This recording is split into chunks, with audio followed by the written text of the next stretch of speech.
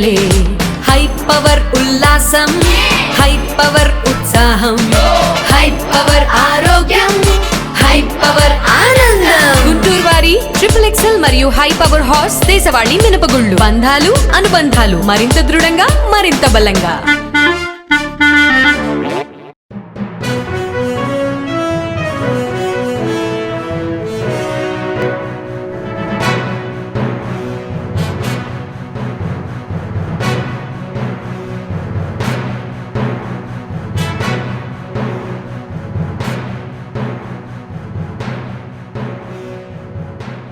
నమస్తే, welcome to NXT G news. నాటి వార్తా విశేషాలు. జూన్ లోపు ప్రభుత్వంలో ఉన్న అన్ని నామినేటెడ్ పదవులు భర్తీ చేస్తామని ముఖ్యమంత్రి చంద్రబాబు స్పష్టం చేశారు.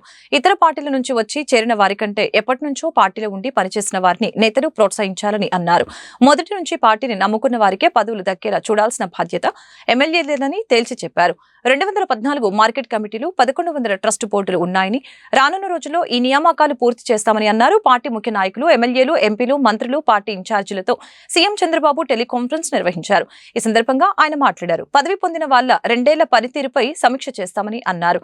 దాని ఆధారంగా మళ్లీ నిర్ణయాలు, భవిష్యత్ అవకాశాలు ఉంటాయని వివరించారు. వ్యవసాయ మార్కెట్ కమిటీలు, దేవాలయ కమిటీల నియామకంపై ఎమ్మెల్యేలు సరైన ప్రతిపాదనలు పంపాలని సూచించారు.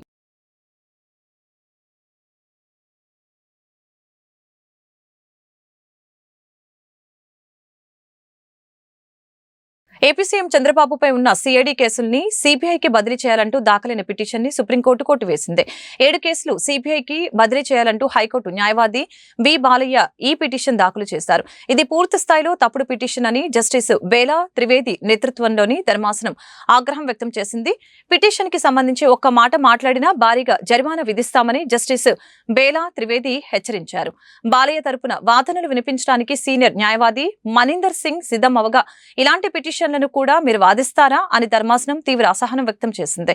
ఇలాంటి కేసుల్లో కూడా మీలాంటి సీనియర్లు హాజరవుతారని అసలు ఊహించలేదని వ్యాఖ్యానించింది. ఒక్క మాట కూడా మాట్లాడవద్దంటూ పిటిషన్ ని సుప్రీంకోర్టు డిస్మిస్ చేసింది. అన్ని కరెక్ట్ గా జరిగి ఉంటే సార్వత్రిక ఎన్నికల్లో తిరిగి వైసీపీ గెలిచి అధికారంలోకి వచ్చి ఉండేదని ఆ పార్టీ రాజ్యసభ సభ్యులు ఆళ్ల అయోధ్య రామిరెడ్డి తెలిపారు. తను వైసీపీ వీడుతున్నట్లుగా జరుగుతున్న ప్రచారాన్ని ఖండించారు. ఈ క్రమంలో ఆయన గుంటూరులో మీడియాతో మాట్లాడారు. రాజకీయాల్లో ఉన్నప్పుడు ఒత్తిళ్లు సహజంగా ఉంటాయని చెప్పారు. వాటిని తట్టుకొని నిలబడాలని అన్నారు. విజయసాయిరెడ్డి ఎందుకు వెళ్లిపోయారో ఆయన చెప్పారు. ఆయన మంచి వ్యక్తి, విజయసాయి ఒత్తిళ్లకు తలొగ్గే వ్యక్తి కాదని అన్నారు. ఆయన రాజకీయాలకు ఎందుకు దూరంగా ఉంటున్నారో ఆయన వ్యక్తిగత విషయమని చెప్పారు. అలాగనే ప్రతి రాజకీయ పార్టీకి ఎత్తుపల్లాలు ఉంటాయి, అలాగనే రాజకీయపరమైన ఒత్తిళ్లు ఉంటాయని చెప్పారు. ఈ క్రమంలో ఎమ్మెల్సీలపై కూడా ఒత్తిళ్లు ఉంటాయని అన్నారు. ఓటమిని కూడా తట్టుకొని నిలబడాలి, అలాగే కష్టాలు వచ్చినప్పుడే పోరాటాలు చేయాలి, అప్పుడే పార్టీ మనుగడ కొనసాగుతుందని అయోధ్య రామిరెడ్డి వ్యాఖ్యానించారు.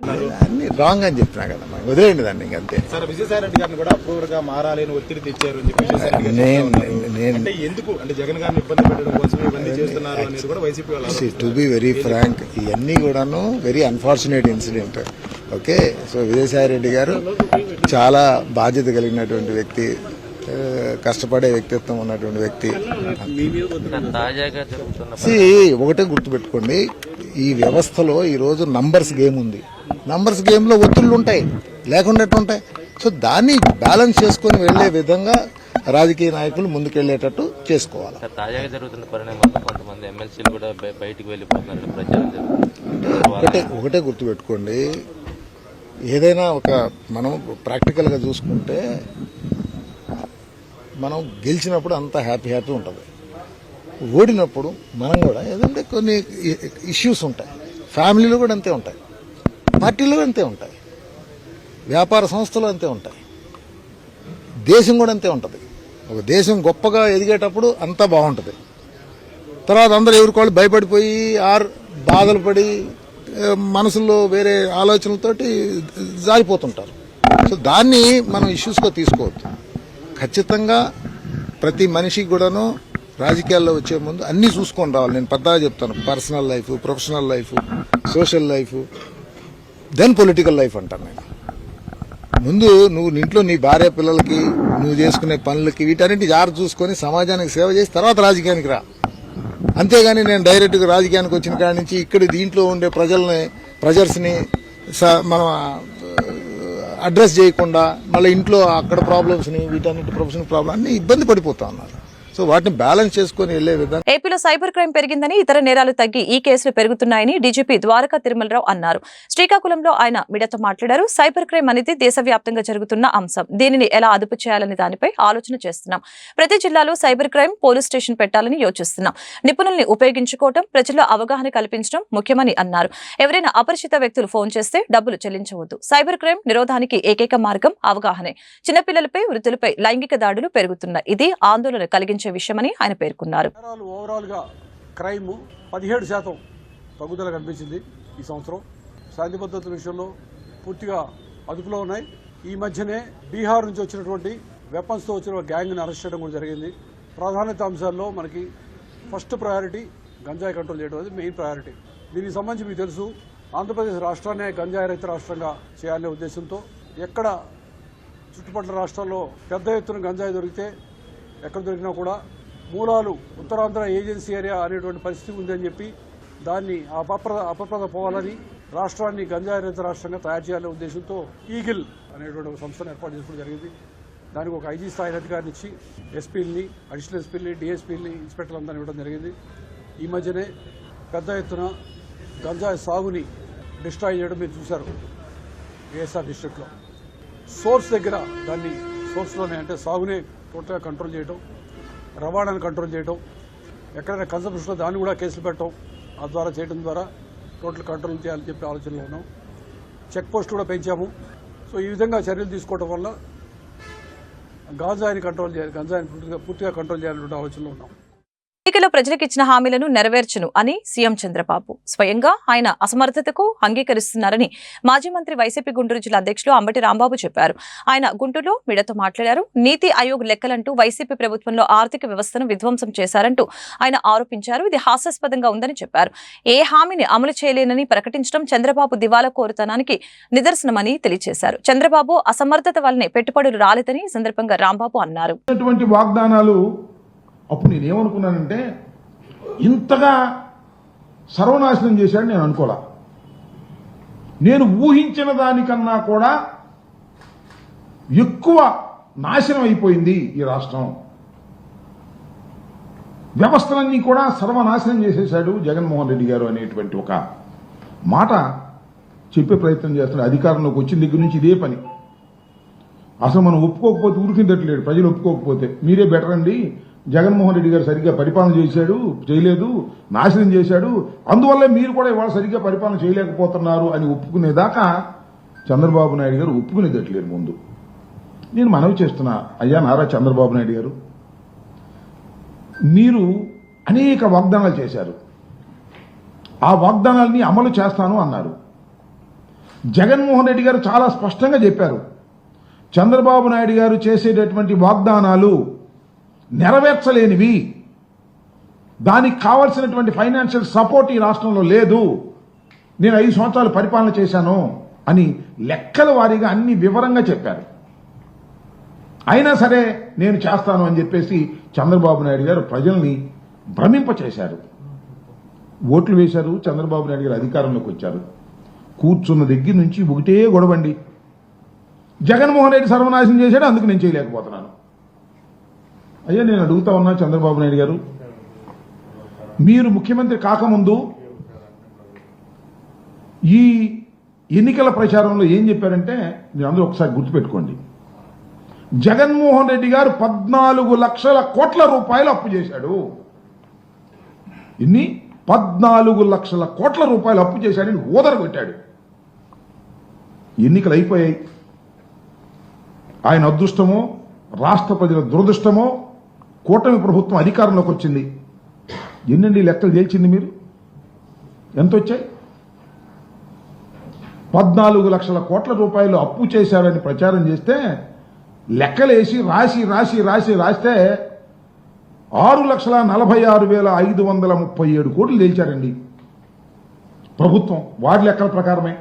ఇంకా అవి ఇవి లేనిపోయినాయన్ని కలిపేదో 9 లక్షల కోట్లని చెబుతున్నారు కానీ వాస్తవానికి 6,46,000. గుంటూరు నగరపాలక సంస్థ పరిధిలోని 18వ డివిజన్లో ప్రగతి పరుగులు తీస్తుంది.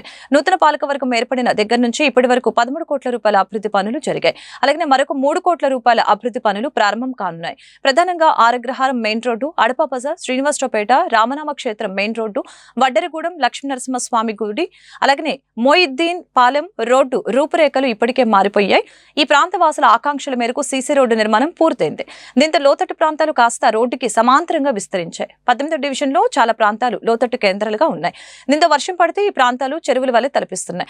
గత 30 సంవత్సరాలుగా ఈ ప్రాంతం వాసులు వర్షం వస్తే ముంపు సమస్యను ఎదుర్కొంటున్నారు. కొద్దిపాటి వర్షానికి ఈ ప్రాంతం అంతా మోకాల లోతున వర్షపు నీరు నిల్వ ఉండేది. ప్రస్తుతం ఈ రోడ్ల నిర్మాణం పూర్తి కావడంతో ఈ సమస్య పరిష్కారమైందని స్థానిక కార్పొరేటర్ నిమ్మల వెంకటరమణ మీడియాకు వివరించారు. గుంటూరు పశ్చిమ ఎమ్మెల్యే గల్లా మాధవి ఆధ్వర్యంలో అడప బజార్లోని కోటి రూపాయలతో చేపట్టిన అభివృద్ధి పనులు నిర్మాణం శరవేగంగా జరుగుతున్నాయి. స్థానికులకి మెరుగైన మౌలిక వసతులతో పాటు కనీస సౌకర్యాలు కల్పిస్తున్నామని పేర్కొన్నారు. కూటమి ప్రభుత్వం అర్హులైన వారందరికీ సంక్షేమ పథకాలు అందిస్తుందని వివరించారు.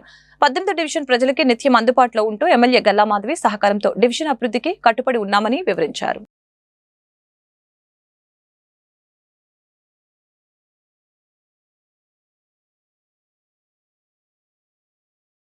మా 18వ డివిజన్లోని అభివృద్ధి పనుల్లో భాగంగా ఒక 3 రోడ్లు కొత్త రోడ్లు ఆల్రెడీ నిర్మించడం జరిగింది. అది ఫేజ్ 1 రామనాక్షేత్రం గుడి దగ్గర నుంచి రాజా హాస్పిటల్ దాకా ఆ రోడ్డు ఒకటి పూర్తి అయిపోయింది. తర్వాత వెంకటేశ్వర స్వామి గుడి ప్రసన్నాంజనేయ టెంపుల్ దగ్గర నుంచి మన ఎత్తు రోడ్డు ఆంజనేయ స్వామి గుడి దాకా కూడా ఒక కొత్త రోడ్డు అది కూడా నిర్మించడం జరిగింది. అలానే లక్ష్మీ నరసింహస్వామి గుడి కాడ నుంచి ఆరగ్రహారం రాయ్ బహదూర్ మేడ దాకా కొత్త రోడ్డు నిర్మించడం జరిగింది. ఈ 3 రోడ్లు పూర్తి అయింది. వీటి సందర్భంగా ఏంటంటే సెంటర్లో బాగా ఇంత ట్రాఫిక్గా ఉంటుంది. ఈ పత్తిపాడు నియోజకవర్గం నుంచి వచ్చే వెహికల్స్ కానీ ఏదైనా కానీ నిత్యం బాగా రద్దీగా ఉండటం వల్ల ఎక్కడ యాక్సిడెంట్లుగా అవుతాయేమో, కొత్త రోడ్లు అవటం వల్ల వాహనాలు బాగా స్పీడ్గా వెళ్ళటం జరుగుతూ ఉన్నాయి. అవుతాయేమో అన్న ఉద్దేశంతో అధికారులతో సంప్రదించి రాత్రి స్పీడ్ బ్రేకర్లు వేయడం జరిగింది. అట్లానే అభివృద్ధి పనిలో భాగంగా అడపవారి బజార్లో ఇది రోడ్డు కంటే బాగా డౌన్లో ఉండటం వల్ల కొద్దిపాటి వర్షం వచ్చినా కానీ 3 అడుగుల లోతు ఇక్కడ నీళ్లు నిలిచిపోయి ఇక్కడ ఉన్నటువంటి స్థానికులు ఎవరైతే ఉన్నారో రాకపోకలు ఆగిపోయి చాలా ఇబ్బందిగా తయారయ్యేటువంటి ప్రదేశం ఈ అడపవారి బజార్లో. అటువంటిది ఒక 3 సంవత్సరాల క్రితం ఒక చిన్న కలవట్టు కట్టాం. నీళ్లు కాస్త ఆగినాయి. అయినా కానీ పెద్ద వర్షం వచ్చినప్పుడు ఈ ఏరియా మొత్తం ఒక నదిని తలపించే విధంగా ఇక్కడ నీళ్ళు ఆగటం వల్ల మళ్ళా రోడ్డు నిర్మాణం కోసం పేపర్ పెట్టడం జరిగింది. అధికారులు అందరూ నాయకులు కలిసి ఈ రోడ్డు శాంక్షన్ ఇచ్చారు 1 కోటి రూపాయలతోటి. ఈ రోజున ఈ రోడ్డు వర్క్ అనేది మొదలై సగం అయిపోయింది. ఒక రత్నం టింబర్ డిపో దగ్గర నుంచి వై జంక్షన్, అడపవారి బజార్లో వై జంక్షన్ ఉంది, అక్కడ దాకా రోడ్డు నిర్మితం అయిపోయింది. ఇప్పుడు ఈ గాంధీ బొమ్మ సెంటర్ నుంచి మన జీటీ రోడ్డు, విజయలక్ష్మి థియేటర్ దగ్గర ఉన్నటువంటి జీటీ రోడ్డు కలిపే ఈ కనెక్టింగ్ రోడ్డు అనమాట. ఈ కనెక్టింగ్ రోడ్డు సగం మేర పనులు అయిపోయినాయి. కాలువలు కూడా కట్టాము. ఇక్కడ ఉన్నటువంటి ఎవరైతే స్థానికులు ఉన్నారో ఈ రహదారిని ప్రయాణించే వ్యక్తులు కానీ అందరూ మంచి ప్రశంసలు మాకు తెలియజేస్తూ ఉన్నారు. చాలా రోజుల తర్వాత ఈ రోడ్డు రూపురేఖలు మారినాయి అని చెప్పి ఇక్కడ స్థానికంగా ఉన్నటువంటి పెద్దలు కూడా చాలా రోజుల తర్వాత మేము చూస్తున్నాము. మా ఏరియా ఇట్లా వస్తుందా రాదా అని మేము అనుకునే వాళ్ళం. ఈ రోజున ఈ విధంగా రోడ్డు ఈ విధంగా రావడం అనేది చాలా సంతోషకరంగా ఉంది. యానిమేటర్స్ సమస్యలు పరిష్కరించడంలో కూటమి ప్రభుత్వం నిర్లక్ష్యంగా వ్యవహరిస్తుందని యానిమేటర్స్ ఉద్యోగుల సంఘం జిల్లా గౌరవ అధ్యక్షులు దండ లక్ష్మీనారాయణ ధ్వజమెత్తారు. యానిమేటర్స్ పై రాజకీయ వేధింపులు అధికమయ్యాయని ఆరోపించారు. రాజకీయ కారణాలతో తొలగించిన ప్రతి యానిమేటర్ ని తిరిగి విధుల్లోకి తీసుకోవాలని డిమాండ్ చేశారు. యానిమేటర్ సమస్యల్ని పరిష్కరించాలని కోరుతూ మంగళవారం సిఐటియు ఆధ్వర్యంలో గుంటూరు జిల్లా కలెక్టరేట్ ఎదుట ధర్నా కార్యక్రమం నిర్వహించారు. ఈ సందర్భంగా దండ లక్ష్మీనారాయణ వీడితో మాట్లాడారు. యానిమేటర్స్ కి బకాయి పడ్డ వేతనాలు వెంటనే చెల్లించాలని అన్నారు. సహజ న్యాయ సూత్రాలకు విరుద్ధంగా 3 సంవత్సరాల కాల పరిమితిని రద్దు చేయాలని ఈ సందర్భంగా కోరారు. కార్యక్రమంలో అధ్యక్షురాలు కె పద్మ, ప్రధాన కార్యదర్శి శివకుమారి, అరుణ, జ్యోతి, సిఐటియుసి ప్రధాన కార్యదర్శి వై నేతాజీ పాల్గొన్నారు. యానిమేటర్ల సమస్యలు పరిష్కరించాలని రాష్ట్ర వ్యాప్తంగా అన్ని కలెక్టర్ కార్యాలయాల వద్ద నిరాదీక్షలు చేయడం జరుగుతుంది. ప్రధానంగా మన జిల్లాలో టీడీపీ కూటమి అధికారంలోకి వచ్చిన తర్వాత రాజకీయ వేధింపులు విపరీతంగా పెరిగిపోయినాయి. దాదాపు జిల్లాలో 112 మంది యానిమేటర్లని కనీస నిబంధనలు కూడా పాటించకుండా విచక్షణ రహితంగా కలం పోటుతో పై అధికారులు ఏపీఎం మండల స్థాయి అధికారులు తీసేయటం ఇది చాలా దుర్మార్గమైన చర్య. కాబట్టి రాజకీయ కారణాలతో తొలగించిన ప్రతి యానిమేటర్ను తిరిగి విధుల్లోకి తీసుకోవాలని చెప్పేసి మేము సిఐటియుగా డిమాండ్ చేస్తున్నాం. రెండోది, ఇప్పటికీ 7 నెలల నుంచి జీతాలు రావట్లేదు. నిబంధన ప్రకారం 5వ తారీఖు లోపు వేతనాలు ఇవ్వకపోతే చర్యలు తీసుకోవాలి. కానీ దానికి విరుద్ధంగా 7 నెలలు అవుతున్నా కనీసం అధికారులు స్పందించట్లేదు. పనులు మాత్రం రోజు మీరు ఇది చేయాలి టార్గెట్లు పెట్టే అధికారులు మాత్రం 7 నెలలు అవుతున్నా వేతనాలు ఇవ్వకపోతే కుటుంబాలు ఎలా గడుస్తాయని చెప్పేసి మేము ప్రశ్నిస్తున్నాం. ఆర్థిక ఇబ్బందులతో కునారెళ్ళిపోతున్నారు. పైగా అధికారులు తప్పుడు ఆరోపణలతో యానిమేటర్లు అవినీతి పరులుగా చిత్రించే పని చేస్తున్నారు. ఇది సరైనది కాదు. తక్షణమే ఇలాంటి పద్ధతి మానుకోవాలని చెప్పేసి మేము కోరుతున్నాం. మూడోది, ప్రధానమైన డిమాండ్, సహజ న్యాయ సూత్రాలకు విరుద్ధంగా ఈరోజు రాష్ట్రంలో ప్రభుత్వ ఉద్యోగులకు 62 సంవత్సరాల వయోపరిమితి పెంచారు, రిటైర్మెంట్ వయసు. కానీ యానిమేటర్లు మాత్రం 3 సంవత్సరాలకే మీరు ఇంటికి వెళ్ళాలని చెప్పేసి జీవో ఇంప్లిమెంట్ చేస్తామని చెప్పేసి బెదిరింపులకు గురి చేయడం సరికాదు. కాబట్టి సహజ న్యాయ సూత్రాలకు విరుద్ధంగా ఉన్న 3 సంవత్సరాల కాల పరిమితిని రద్దు చేయాలని చెప్పేసి మేము ఈ సందర్భంగా డిమాండ్ చేస్తున్నాం. అదేవిధంగా పెరుగుతున్న ధరలకు అనుగుణంగా యానిమేటర్లకు వేతనాలు పెంచాలని చెప్పేసి కోరుతూ ఉన్నాం. ఈ సమస్యల పరిష్కారానికి రాష్ట్ర ప్రభుత్వం తక్షణమే చర్యలు తీసుకోవాలని, లేకపోతే బడ్జెట్ సమావేశాల నాటికి చలో విజయవాడ కార్యక్రమం నిర్వహిస్తామని చెప్పేసి మేము హెచ్చరిస్తున్నాం. గుంటూరు జిల్లా సమగ్ర అభివృద్ధికి కూటమి ప్రభుత్వం కట్టుబడి ఉందని జిల్లా ఇన్ఛార్జి మంత్రి కందుల దుర్గేష్ స్పష్టం చేశారు. గుంటూరు కలెక్టరేట్ ప్రాంగణంలోని ఎస్ఆర్ శంకరన్ కాన్ఫరెన్స్ హాల్లో మంగళవారం జిల్లా ఇన్ఛార్జి మంత్రి కందుల దుర్గేష్ అధ్యక్షతన డిఆర్సీ సమావేశం జరిగింది. సమావేశంలో రాష్ట్ర పౌర సరఫరాల శాఖ మంత్రి నాదెండ్ల మనోహర్, జిల్లా ఎమ్మెల్యేలు, జిల్లా కలెక్టర్, మున్సిపల్ కమిషనర్లు పాల్గొన్నారు. ఈ సమావేశం అనంతరం మంత్రి దుర్గేష్ మీడియాతో మాట్లాడారు. రాష్ట్ర ప్రభుత్వం ప్రతిష్టాత్మకంగా చేపట్టిన అన్ని కార్యక్రమాలని సమర్థవంతంగా అమలయ్యేలా అధికారులు దిశానిర్దేశం చేశామని చెప్పారు. కూటమి రైతులకి అన్ని విధాలుగా అండగా ఉంటుందని చెప్పారు. నగరాలు, పట్టణాలు అభివృద్ధి సాధించేలా పక్కా ప్రణాళికలతో ముందుకు సాగుతున్నామని అన్నారు. గుంటూరు జిల్లా సమీక్షా సమావేశం రమారమి 3 గంటల పాటు జరిగింది. ఈ కార్యక్రమంలో జిల్లాకు సంబంధించినటువంటి అన్ని విషయాల మీద సంపూర్ణమైనటువంటి చర్చ జరగటం ఒక ఆనందకరమైనటువంటి విషయం. అది కూడా ఎక్కడెక్కడ అయితే ప్రధానమైనటువంటి సమస్యలు ఉన్నాయో వాటిని ఏ రకంగా పరిష్కరించాలనేటువంటి దిశలోనే ఈ చర్చలు కూడా జరిగాయి. ముఖ్యంగా అధికార పార్టీ ప్రజాప్రతినిధులు కూడా ఏదైతే ప్రభుత్వం తీసుకుంటున్నటువంటి కార్యక్రమాలని అమలు చేసే విషయంలో ఉన్నటువంటి ఇబ్బందుల్ని ప్రత్యేకంగా ఎత్తి చూపటం, వాటిని ఎలా పరిష్కరించాలో అందరం కలిసి ఒక నిర్ణయం చేయడం జరిగింది.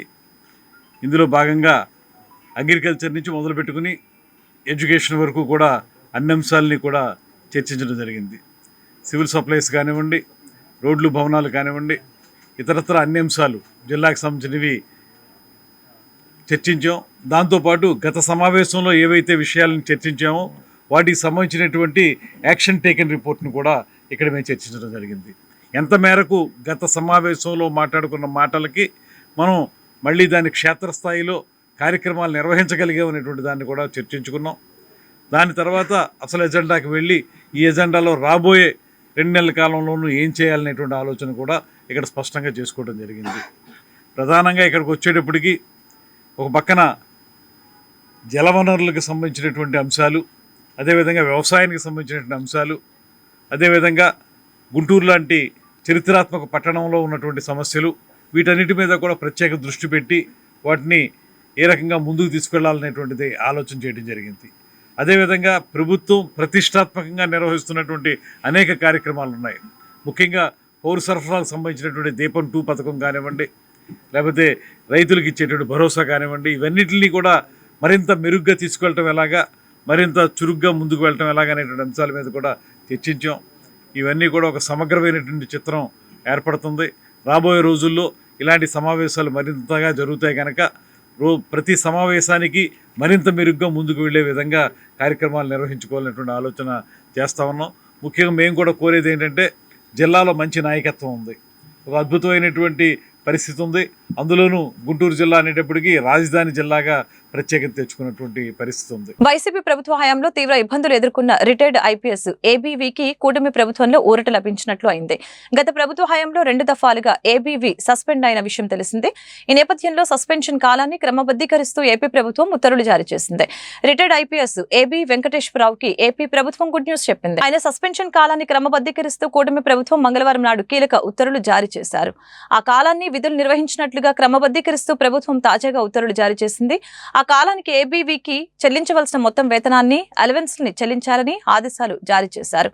అలాగనే సస్పెన్షన్ వేటు పడకపోతే ఎంత మొత్తం ఇవ్వాలో ఆ మేరకు చెల్లించాల్సిందిగా ఏపీ ప్రభుత్వం ఆర్డర్స్ పాస్ చేసింది. మున్సిపల్ స్టాండింగ్ కమిటీ ఎన్నికల్లో టీడీపీ అప్రజాస్వామిక పద్ధతిలో గెలవాలని చూస్తుందని వైసీపీ ఎమ్మెల్సీలు అప్పిరెడ్డి, చంద్రగిరి యేసురత్నం, మాజీ మంత్రి అంబటి రాంబాబు ఆరోపించారు. గుంటూరు జిల్లా వైఎస్ఆర్సీపీ కాంగ్రెస్ పార్టీ కార్యాలయంలో కార్పొరేటర్లతో కలిసి మీడియా సమావేశాన్ని నిర్వహించారు. టీడీపీ ఎమ్మెల్యేలు అధికారం, డబ్బు అడ్డుపెట్టుకుని స్టాండింగ్ కమిటీలో గెలవాలనే ఉద్దేశంతో లక్షల రూపాయలు వెచ్చించి వైసీపీ కార్పొరేటర్లని కొంటున్నారని ఈ సందర్భంగా ఆరోపించారు. ఇప్పటివరకు తమ పార్టీకి చెందిన 15 మంది వైసీపీ కార్పొరేటర్లని టీడీపీ తమ పార్టీలో చేర్చుకుందని మండిపడ్డారు. ఎన్నికలకు సంబంధించి జరుగుతున్న పరిణామాలను ప్రజలకు వివరించాల్సినటువంటి అనివార్యమైన పరిస్థితి మాకు వచ్చింది. లేకపోతే ఇంతకుముందు 3 times జరిగినటువంటి స్టాండింగ్ కమిటీ ఎన్నికలు అవేదో అలా జరిగిపోవటం తప్ప మీడియా ముందుకు వచ్చి మా నాయకత్వం ఎప్పుడు మాట్లాడాలని అనుకోవాలి. ఈరోజు మీడియా ముందుకు వచ్చి గుంటూరులో ఉన్నటువంటి కార్పొరేషన్లో ఉన్నటువంటి ఓటర్లకే కాకుండా రాష్ట్ర వ్యాపితంగా ఉన్నటువంటి ప్రజలకు కూడా గుంటూరు స్థాయి సంఘపు ఎన్నికల్లో తెలుగుదేశం చేస్తున్నటువంటి అనైతికమైన, అక్రమమైనటువంటి విషయాలను తెలియపరచాలనే ఉద్దేశంతో మేము ముందుకు రావడం జరిగింది.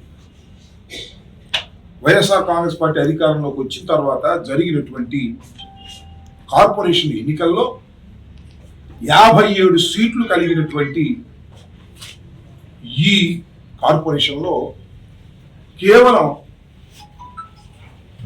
9 సీట్లు తెలుగుదేశానికి, 2 సీట్లు జనసేనకి, మిగతా ఉన్నటువంటి 46 సీట్లను వైసీపీ ఫ్యాన్ గుర్తు మీద గెలుచుకుంది. దౌర్భాగ్యమైనటువంటి పరిస్థితులకి పాల్పడుతున్నారో ఆలోచిస్తే నిజంగా ఆశ్చర్యం కలుగుతా ఉంది. స్టాండింగ్ కమిటీ ఎన్నికలు జరుగుతూ ఉన్నాయి. లక్షల రూపాయలు ఇవాళ కార్పొరేట్లకి ఎదజల్లడానికి ప్రయత్నాలు చేస్తూ ఉన్నారు. దయచేసి నేను ప్రజాస్వామ్యవాదుల్ని, ముఖ్యంగా గుంటూరు అంటే ఇది రాజకీయ చైతన్యవంతమైనటువంటి ప్రాంతం, అనేకమైనటువంటి పోరాటాలకు పురిటిగట్టుగా మారినటువంటి ప్రాంతం, స్వాతంత్ర సంగ్రామంలో దేశంలోనే ఒక ప్రధానమైనటువంటి పాత్ర పోషించినటువంటి ప్రాంతం గుంటూరు నగరం. రాజకీయాల్లో కూడా గుంటూరు నగర ప్రజలు చైతన్యవంతంగా ముందుకు సాగుతున్నటువంటి పరిస్థితులు ఇప్పటివరకు చూస్తూ ఉన్నాం.